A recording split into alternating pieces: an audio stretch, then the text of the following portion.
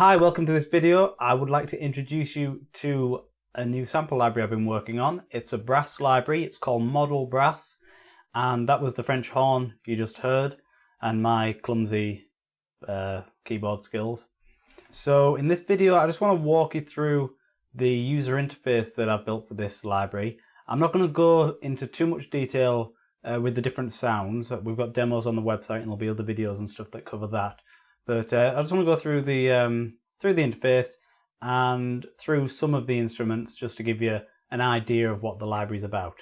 So like I said, this is a brass library and it was kind of designed mainly for orchestral music, but it's not sort of big blasting horns and kind of epic trailer stuff, although you can do that with it. It was designed more for your sort of everyday brass needs, and we put in a load of mutes for all the instruments so you can do jazz music, and there's some less common instruments like euphonium, contrabass, tuba and cornet, so you can do marching band, brass band type music as well. So let's get in and have a look at it. So we've got the French horn open here, and let me have a look here. And we've got the interface split into 3 sections. What I wanted to do was create an interface that I can apply to all the instruments so that you only have to learn the interface once and then it's the same for all the rest, so you can just get on with writing music. So the interface is in these 3 sections. We've got key switches, controllers, which are things like your mod wheel and expression pedals and things like that, and then levels, which is for microphones. The volume and other controls associated with the mic positions. And then we've got the Ambience tab, which just gives you some reverb and positioning controls, which we'll look at in a moment. So let's start with the key switch section. Now, this instrument was designed to be played in a pianistic way. This is one thing I really wanted to do, because there's lots of other libraries out there where you can key switch between all the different articulations and stuff like that. And I wanted to do something that was a little different. And this is designed so that it's more natural for a piano player. So the key switches aren't going to switch between different articulations, therefore switching between the mutes mainly. There's also, well, let's have a look. So we've got a key switch at the top, which is for turning the legato on and off. So this nice flowing legato. One moment, I'll just put my breath controller in.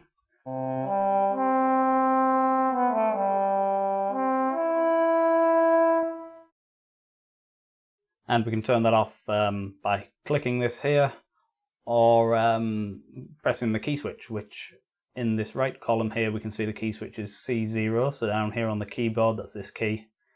And you can see it goes black when it's on and back to a pink-red colour when it's off. Or we can click on the interface up here like that.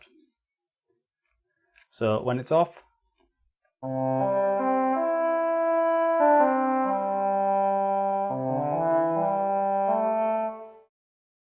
and when it's on,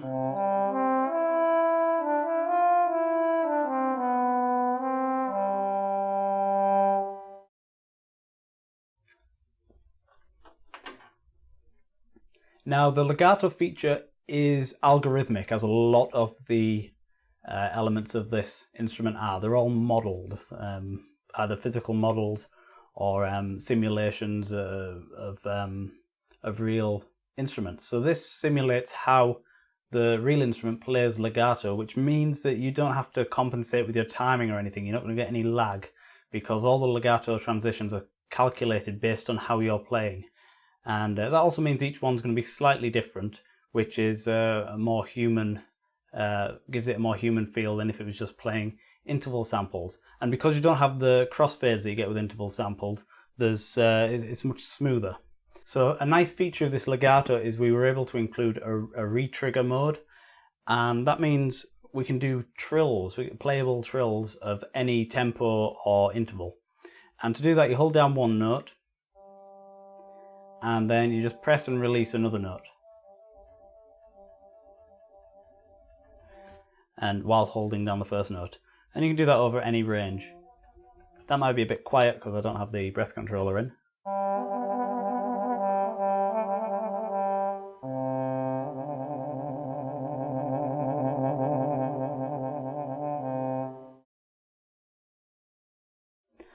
So that's a nice little feature of the legato mode.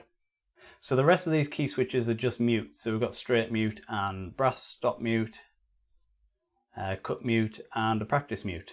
And we can scroll through this list of key switches by clicking these two arrows here. Now at the bottom of the list we've got round robin, and this is just round robin on and off, so a bit like the legato on and off. And down on the keyboard it's shown as a green key. It's a bit hard to see there because it's on a black note, but it's a toggle switch. So if I click that, you'll see up here in the key switches section it toggles on and off. And you can also see that whichever mute is selected is highlighted either black or white on Kontact's keyboard.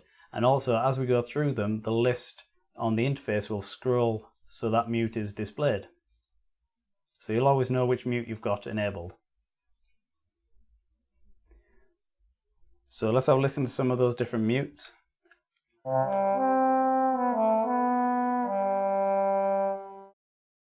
So that's unmuted.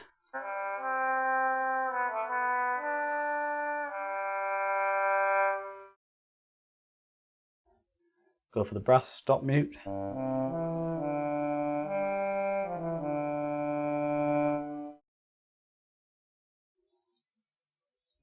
Cut mute.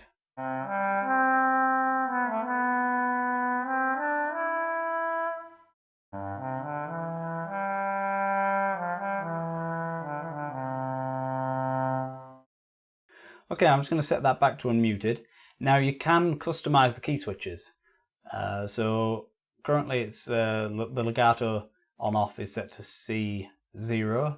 If we want to change that to G0, just double click in there, delete what's in there and type in G0. And you see down here on the keyboard it's jumped up to G0. And I'll set that back now to C0. Now each key switch has to have a unique note assigned to it. So in this case, if I wanted to assign C#0 to legato, because it's already assigned to the unmuted action, if I type in C#0, it swaps them around. So now the unmuted is C0 and the legato on off is C#0. And you see when I click it, it highlights on the keyboard. So I'm just going to change that back to C0 and the unmuted one will automatically swap to C#0. Okay, let's move on to the next section. This is the middle part. And this is for all your continuous controllers. So the column on the left shows the name of the controller, or the name of what the controller is going to affect. So dynamic, vibrato depth, vibrato rate. This little slider here shows the current level of the controller. So if I move my mod wheel on my keyboard, you'll see the vibrato depth move up and down. And then, like the key switches, all of these can be customized. So currently I've got dynamic set to number 2, which is breath controller. You can see that slider go up. But I'm getting out of breath with that, so I'm going to set it to my default setting, which is the expression pedal. So now if I move my expression pedal, you can see that moves up and down. And these can be set to more than one at a time. So if I also set the vibrato depth to CC11 and move the expression pedal, both of them will move at the same time. So that's quite a handy little feature. Maybe you want to set vibrato depth and vibrato rate, for instance, to the same controller. In fact, let's give that a go. Let's set both of these to 1.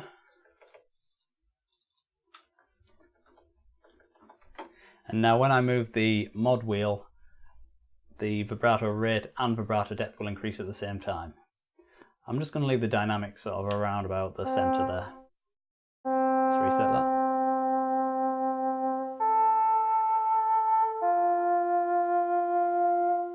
Now the glide CC is set to 64, which is the sustain pedal. If I press that, it goes on and off as I press and release the sustain pedal.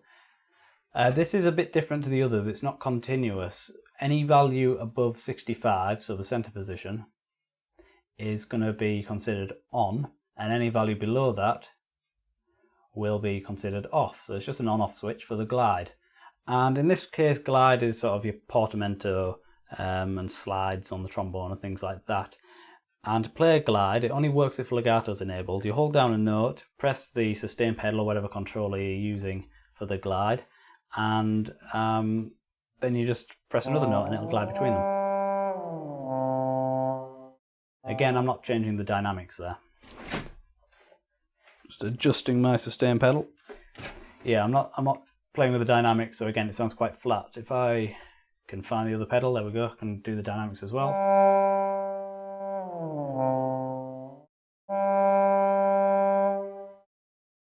So that re-trigger feature that we have with the Legato also works with the glide.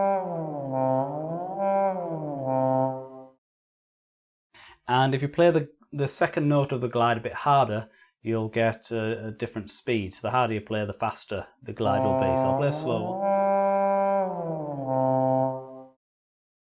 And now a faster one. Oops.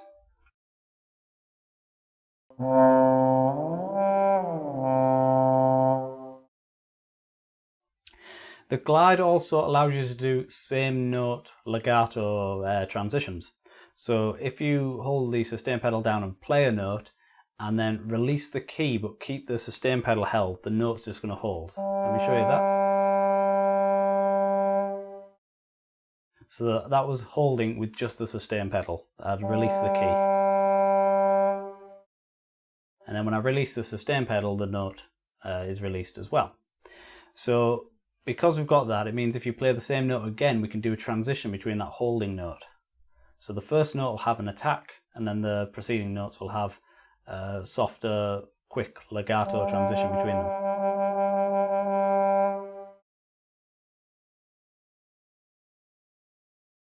The rest of the controllers are just sort of standard effects that you get on brass instruments. So we've got a growl. Let me see. I will just control these with the mouse because I don't have any controllers connected. Now with all of these, anything above a very subtle setting is going to sound a bit more artificial, a bit less realistic. And we put that in so that with the buzz, the flutter and the growl, you can combine them to create more sound design type effects. But you're not going to want to put these settings up very high if you're wanting something more realistic.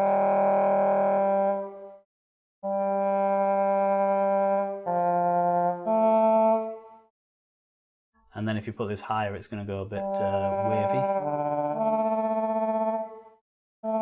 You can combine that with the growl perhaps to get something more interesting. And the buzz just adds a bit of brassiness to the top of the note, and this is quite nice.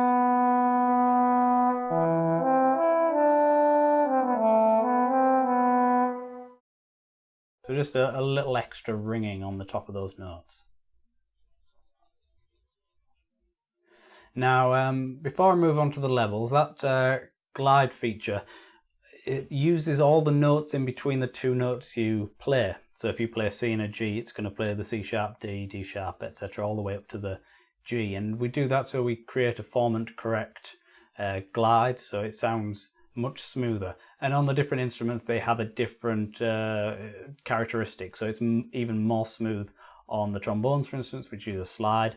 And on the tubas, it's more sort of stepped as the instrument goes between each note. And you can do things that aren't possible on the real instrument. So it's up to you to, if you want to keep it realistic, to only do things that are playable on the real instrument. But we've put all that functionality in there so you can manipulate it how you want. And if you're going for something that's a bit more artificial, that's fine. Just play it as you want to. Now, because we don't have any articulations as such, available by key switches anyway, the idea is you're going to play and perform the instrument how a real musician would. I don't mean you're going to blow a tube necessarily, but you're going to give a performance. So to control dynamics, you can use a breath controller or another CC, in this case the expression pedal.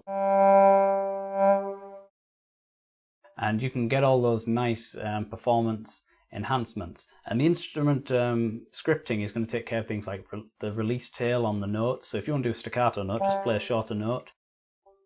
And the scripting will handle the release and make sure it sounds correct. And same for longer notes. So your staccatos, literally just take your finger off sooner. Think how a pianist would play. If they want a shorter note, they just release the key sooner. And then if you want more of an attack, a harsher note, again, just think like a pianist. How would you do that? You just press the key harder. and those are for short staccato notes as well, or you can have a harsher attack with a longer note.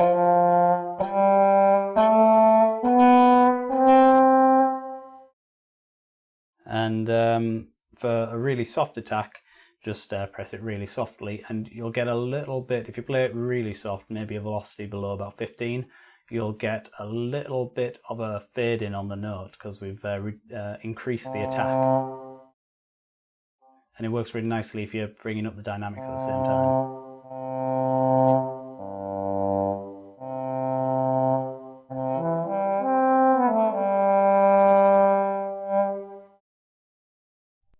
Okay, so the level section, let's have a look at that.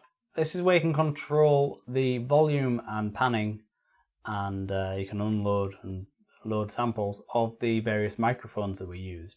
Now, this isn't like in a lot of libraries you're probably familiar with, where you have stage mic positions, close mic positions, room mics, I don't know what else you have, decker, trees, things like that. It's just, they're all close mics, but there's different types of microphones and the position slightly differently around the instrument, but that's not really what we were going for. We just wanted to capture the different characteristics of each microphone. And we had them all in a close setting because we needed really dry samples for some of the techniques we've used in this library, such as the legato and glides and things like that. They work much better with dry samples.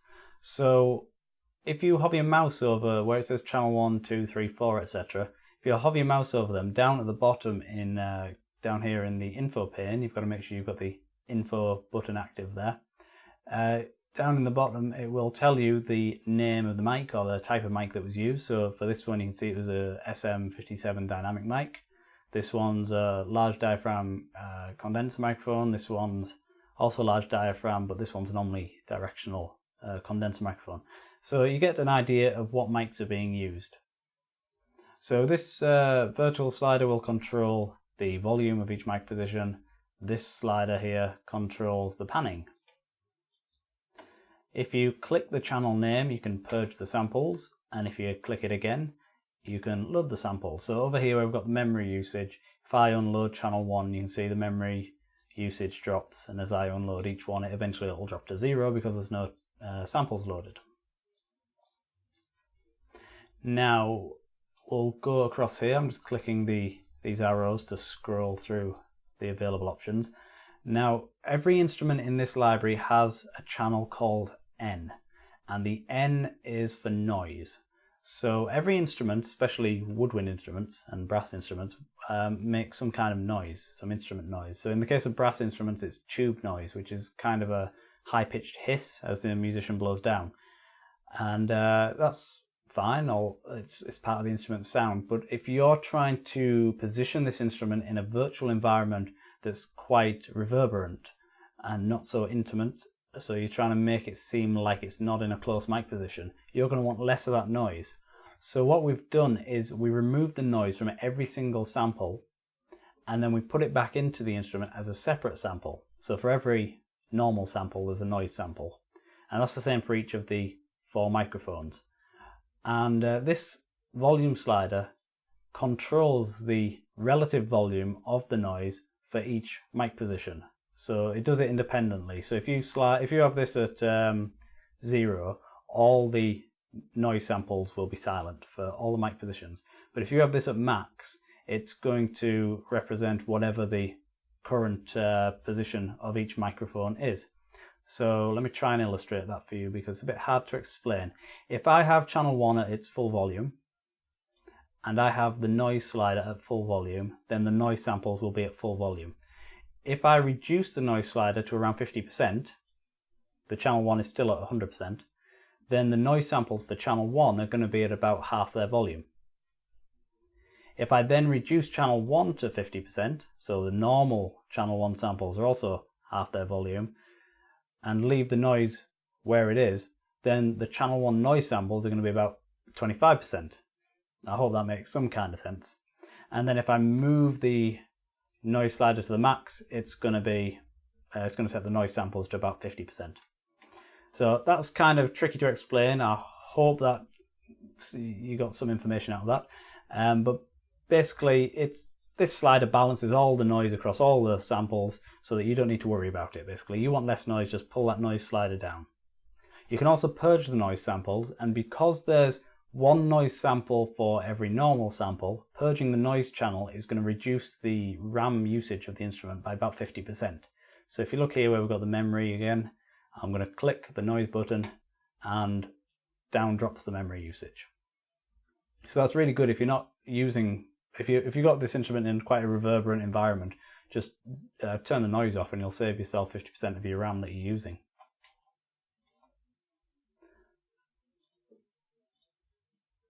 There's no panning controls for the noise samples, by the way. They're panned with each microphone channel. Alright, let's move on to the Ambience tab. So the things we've got in here are all about placing the instrument in a virtual environment. So at the moment I have the reverb enabled. Where's my expression pedal? There it is. So you can hear there's a bit of reverb there, and we've got the usual kind of algorithmic reverb controls. This is Kontakt's built-in reverb, by the way. So pre-delay, that's in milliseconds. Size, that's the size of the room. Let's bump that up. Damping, that's how it damps the reflections. Let's turn that right down so we've got a nice reverberant room. And the amount is just the reverb's gain. So like a wet dry slider. So we'll turn that up a bit. So now we should have a really echoey hall.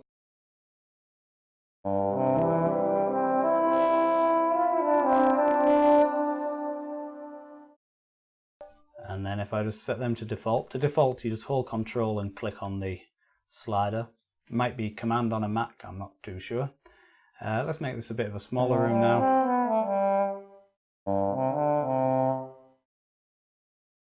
Now I imagine most of you will be using these instruments in a template with other instruments, and you'll probably want them to be going to a common reverb rather than using the reverb that's built into this instrument.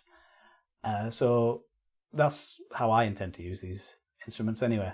So you can disable this reverb, which will save you some CPU usage and also allows you to just disregard this reverb and use whatever you'd prefer. So to do that, you just click where it says reverb there, and you can see this black bar goes grey. That means it's disabled. So now you're going to hear the samples as they were recorded, which is really dry.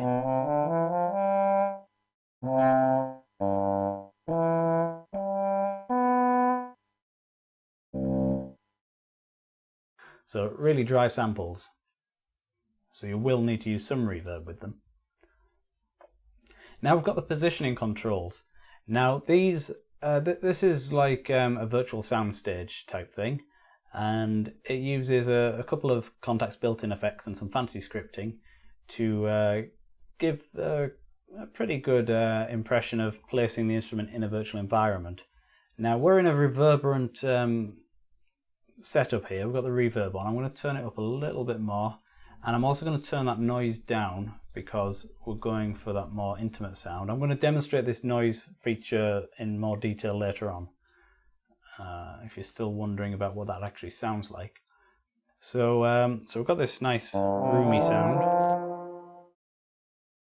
and this slider here is for the stereo width. So if we want a wider sound,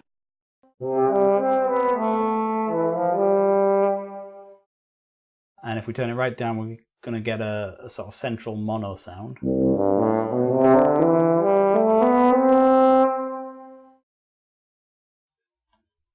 And if we have it in the middle, that's no stereo width adjustment applied. And this position control is just a grid that represents sort of a virtual space. So in the current position, that's where the microphones were placed, that's where the instrument was recorded. So this is having no effect. But as we get further up, we're moving further back in the virtual hall. So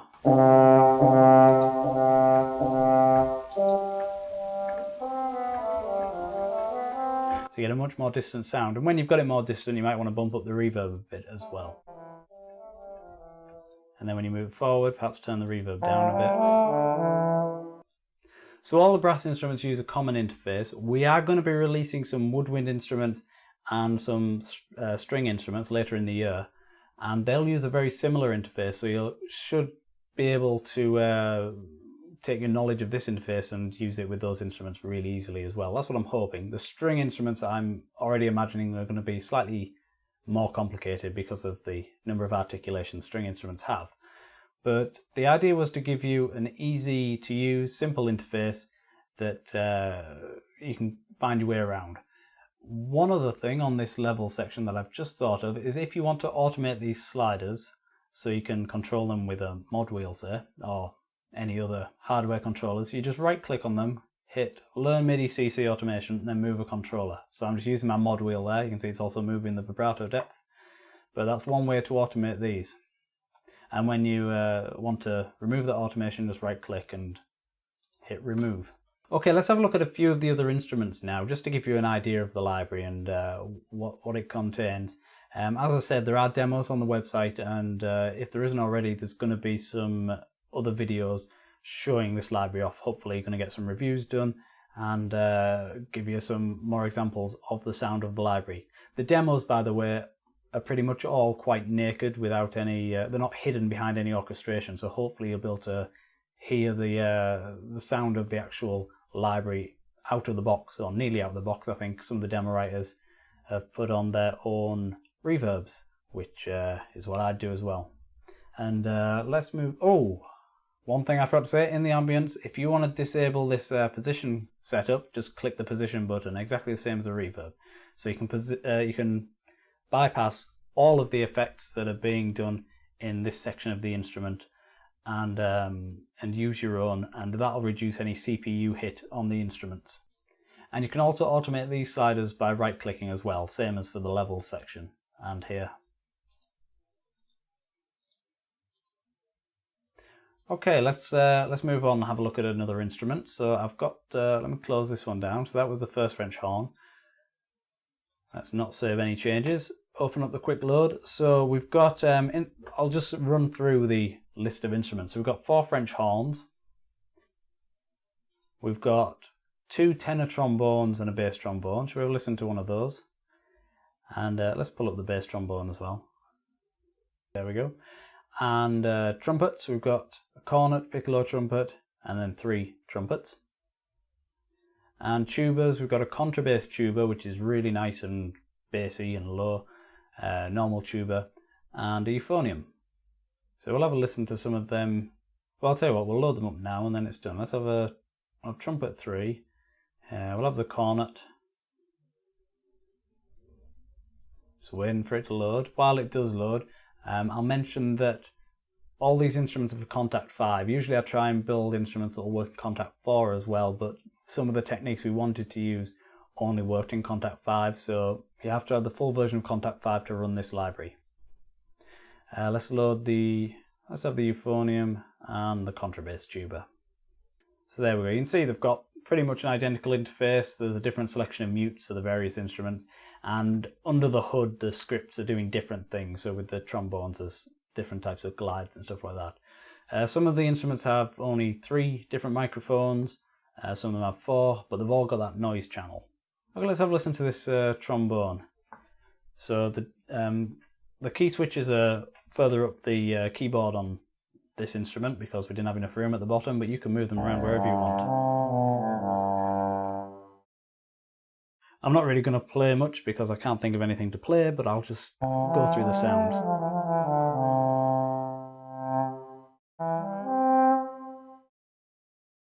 And again, a selection of mutes. We've got straight mute. We've got another straight mute.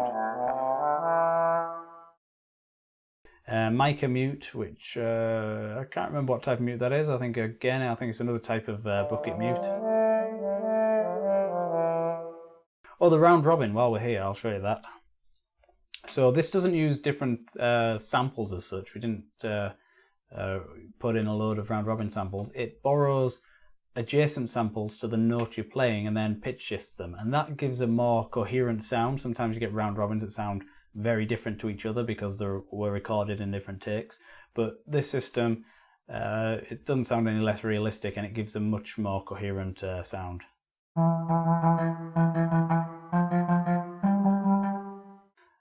So that's that, and it's random as well, but I think there's only 3, so we'll never play the same 2 in a row, and it will work on the attacks as well. When you press the key harder, you'll get different attacks. And there's a bit of micro tuning. So there's a whole combination of things going on to give a different sound for each note.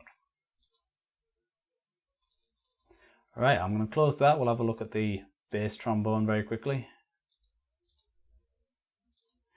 And very similar to the trombone, just a lower range.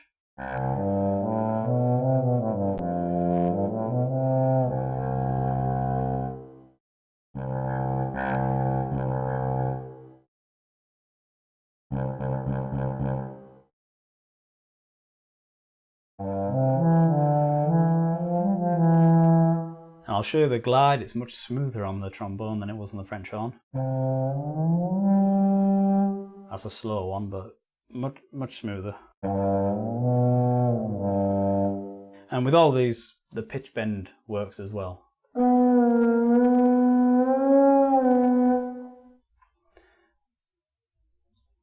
Have a look at the trumpet. So this is the third trumpet I've loaded up here.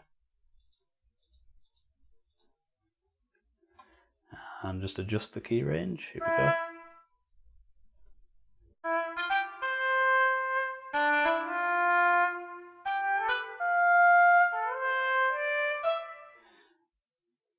And because we've got the legato on-off feature, you can do chords. Just be careful of your volume levels, because you're going to have however many microphones, and when you're playing a chord you're actually going to have more voices. So if you've got the dynamics at max, you might have to turn down the master volume or turn down the volumes on each channel. You'll also notice that the levels section, the volumes are not at max by default, so you can always boost them if you want a bit more volume. But yeah, so you can play chords.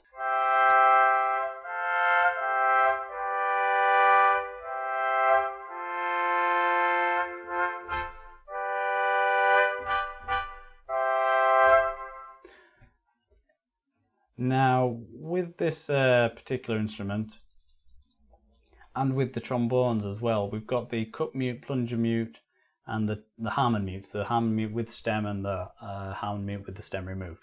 And with those we have a Wawa Controller we can use. Currently it's set to the dynamics, it's CC, so when you move the dynamics it's also going to move the Wawa. Now this only comes into effect when you're using one of these microphones, mutes, sorry. So let's move down here. So right at the bottom you can see Wawa and it's being controlled, and I move the expression pedal. And actually I don't think it works with the cup mute. I think it's just the plunger Harmon and Harmon with stem. Let's see. No, it doesn't work with the cup mute. So I'm going to put the plunger mute on and we'll get this nice jazzy Wawa effect. And I'm also going to use a bit of the pitch bend wheel as well at the same time, and I might even, I'm just going to scroll up here. I'm going to use a bit of vibrato, so I'm just going to, oops. I'm going to use the vibrato, so I'll increase the vibrato rate. That's probably about right. Okay, let's... So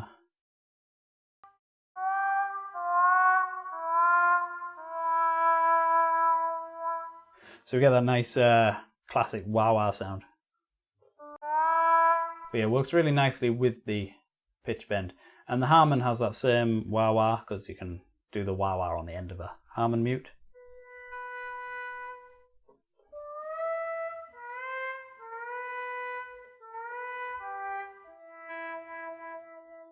So that's just with the expression pedal there. I'm not using the pitch bend to do that bit. And of course you can have the wah-wah separate from the expression pedal if you want. You just have to change this from 11 to whatever CC you prefer.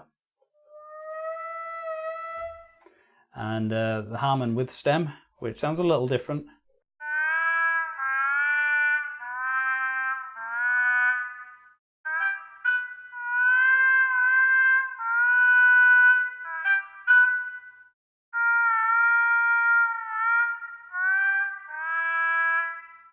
So really nice classic sort of jazzy sounds. Okay, let's have a look at the cornet. So this is a very similar instrument to the trumpet.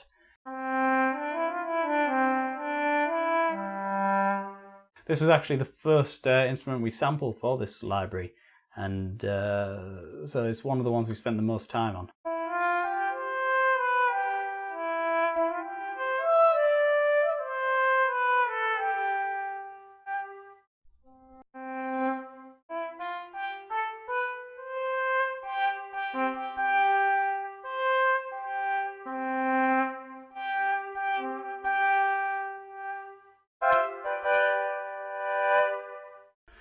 Again, please excuse my clumsy keyboard skills. Okay, let's move on to the euphonium. So the euphonium's kind of like a mini tuba, and it's usually used in marching bands and British brass bands and things like that, but will fit in any context where you want some low notes but not quite as low as a tuba, and where a bass trombone isn't suitable. Now this instrument and a lot of the lower instruments, when you play high notes you can really hear that tube noise, which is why I was saving this tube noise explanation for when we got to these instruments, but it is present on the other instruments as well. But if I play a high note on this, you're going to hear quite a bit of that tube noise and hissing. So I'm going to pull the noise slider down, hopefully you'll hear the difference. I hope it comes through on this video.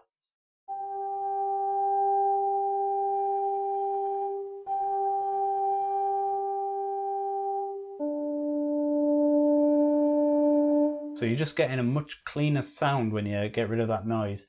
And the noise is nice in an intimate setting when you want a close mic sound, but pull it down when you're trying to position it in a more reverberant space. The selection of mutes for the tubas, all of the tubas, including the euphonium, is just one. You've just got a straight mute, because there isn't that many mutes available for these instruments, and they're usually used in a non-muted context anyway. And finally we'll have a look at the contrabass tuba. This is one of my favourites. It's really, really deep, and it was very loud during the recordings. If I go down the keyboard, you can see the range actually extends down here to, what is that, B flat minus 1 I think it is, really low. And really nice for these short staccato sounds. In fact, I go down this end of my keyboard,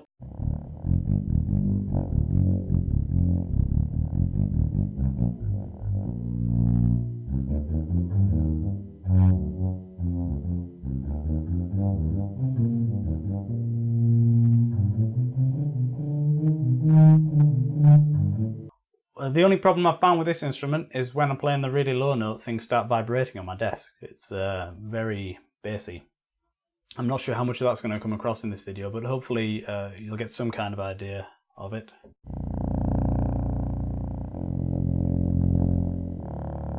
But it's yeah, really low, rumbly sound. I really like that one. Right, I think I've covered everything. I hope I haven't forgotten anything. And I hope this has been useful to you. I hope that you've been able to follow what I'm saying. I know that I sometimes have sped through things a bit, but hopefully you can see the common interface and how easy it is to get around. I've tried to make it as simple as possible because I hate wasting time trying to find out where things are when I just want to write some music. And again, this instrument is designed, all these instruments are designed to be performed. They're not just gonna, they're not gonna sound nice, well, they'll sound nice, but they're not gonna sound emotional and emotive without any work. You've got to put the performance. There's no kind of dynamic curves built into the samples. We try to minimize that, so you've got to play the dynamics and play it like a musician. It's designed to be an instrument rather than just another tool. So hopefully you can appreciate that, and hopefully it's something that's useful to you. And thank you for watching this video. If you do have any questions, please leave a message on our Facebook page or send me an email through our website. It's extant-audio.com. There's links in the description below the YouTube video, or put a comment on YouTube. I check them regularly and I do respond to pretty much all of them when I see them. So I hope to hear from you soon if you have any questions, and I look forward to seeing these instruments being used in your music. So thank you for watching, and I will see you next time.